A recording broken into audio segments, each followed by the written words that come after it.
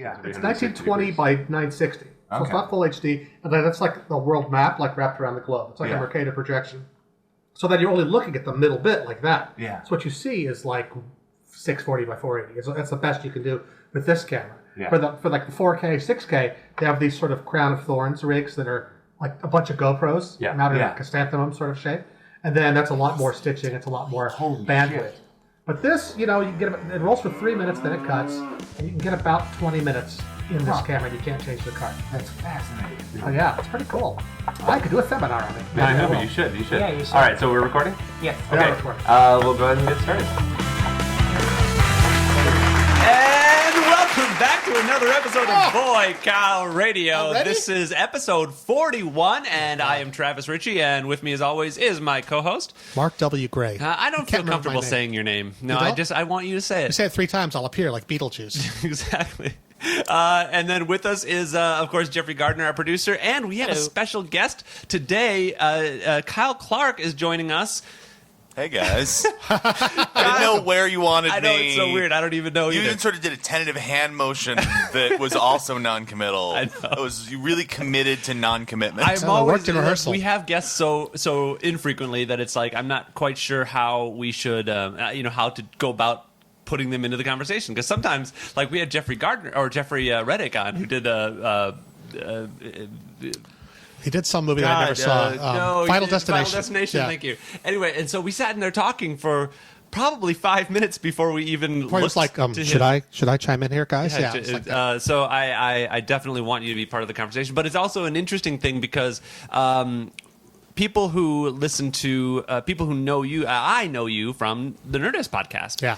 And you are Jeffrey is our you, right? Yes.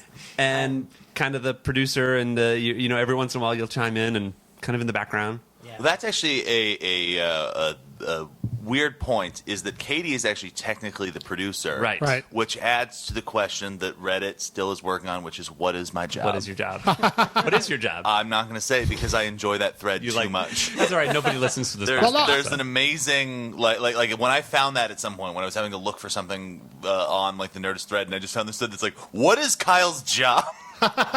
Well, it's Like, that's a fascinating. great question. Well, I know what it is. It's like you're writing down. I do transcriptions. the notes. I do some PA stuff. I also run the community cork board where I read through all those submissions. And then I also just do I fill in all of the other sort of random jobs. Like my life and my livelihood is just a loose tapestry of a bunch of stuff sort of smushed together. Watch our 360 video. Yes, we can. Which we will Jeffrey posts to our Facebook page, so you can We should find all it there. smile and do like a thumbnal right now.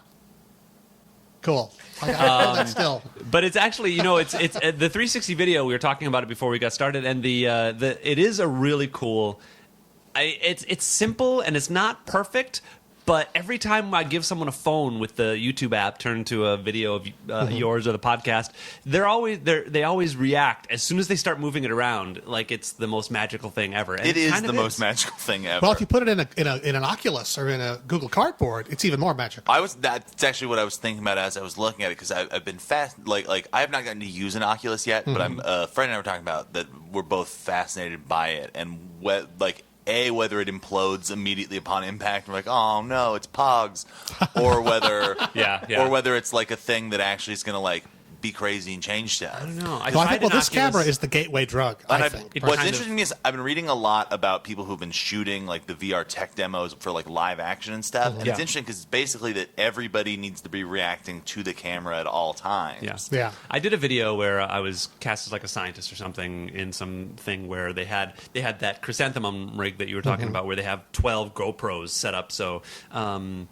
And it was a weird thing. So they activate it, and you hear beep, beep, beep, beep, beep, beep, beep, beep, as they all activate. And then you're right. You have to you're always on, but you never really know where to look, what to do. Like, can I look at the camera if the person I'm reacting to is on the other side of the camera? But I guess it doesn't really matter because the audience is only looking at one place at a time. That's right, but you don't know where they're looking. You don't know where they're this looking. Is still, they haven't invented the form Viewer yet. 1 could be watching a completely different thing on, right. than viewer 2 is watching. It's literally an interactive video because you have to have people looking to see. You have to go, oh, look over there. Then they turn around. Exactly. Then you put the gorilla mask on, and they turn back. You've got the gorilla mask on. I'm just thinking, like, how cool would it be? At some point, somebody's going to make, like, some kind of, like, 360 horror movie with that setup that's going to be terrifying. Well, they have Oculus video games now that are all these sort of jump scare, scary room well, video any games. of those 3D video games would work well for it. If you can, the bandwidth, I guess all of the data exists for the world that you're in, right? Well, that's the idea, yeah. So you would just have to have it be...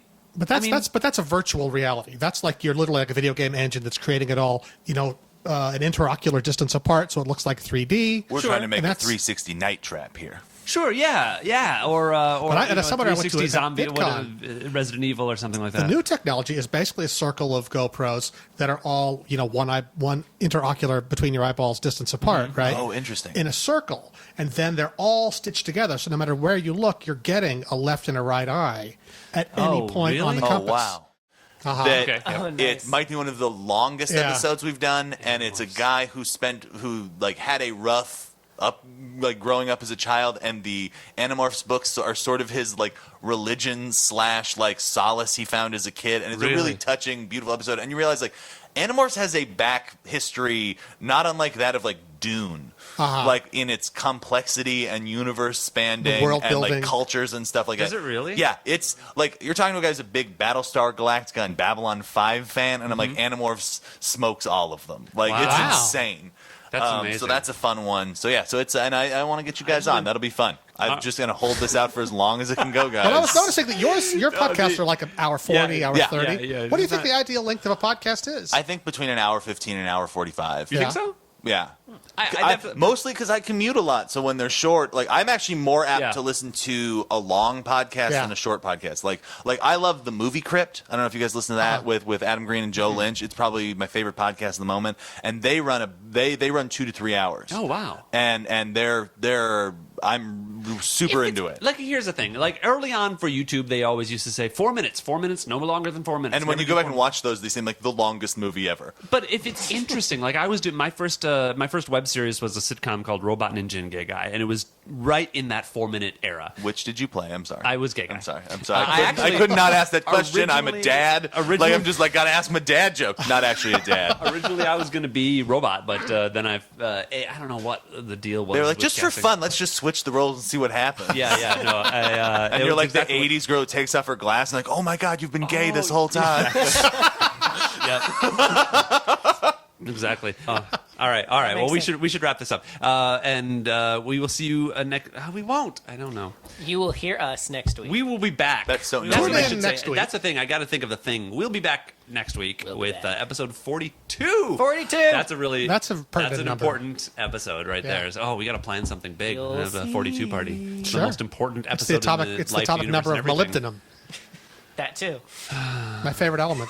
Really? Yeah. Is it because it's 42? No. It's a total coincidence. And it's been 21 episodes since episode 21.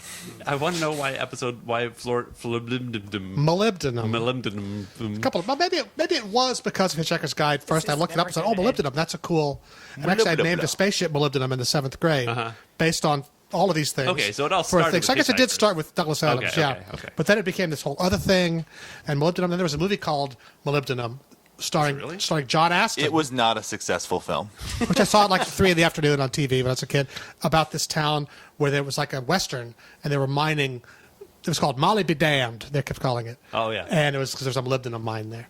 Because it's a rare earth metal, which is important for cell phones and things. All right. In the Old West. It's good to know. Yeah.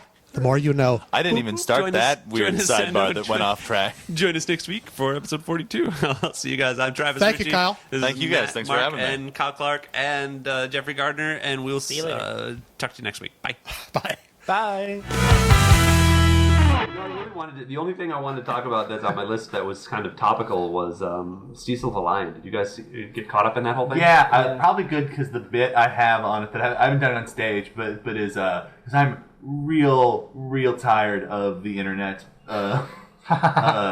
Just in general. And just especially when they're friends with like LA comedians, they just love to bandwagon on whatever the thing is. Sure. Yeah. And I would never actually do this because it takes way too much effort, but I just wanted to like look up a child who died of leukemia the same day as that, and then just in the comments of each person, like, this is a child who died of leukemia and you don't know their name or anything about them. Well, keep on posting about that live. Not necessarily, not even leukemia, because you can't help leukemia, but the child who got killed by somebody else, you know? No, but just somebody who was suffering and you're not even thinking about, who like was clearly in pain for a long time and is now gone and crushed the souls of their family. You don't give a fuck. You don't actually care about emotions at all. True, but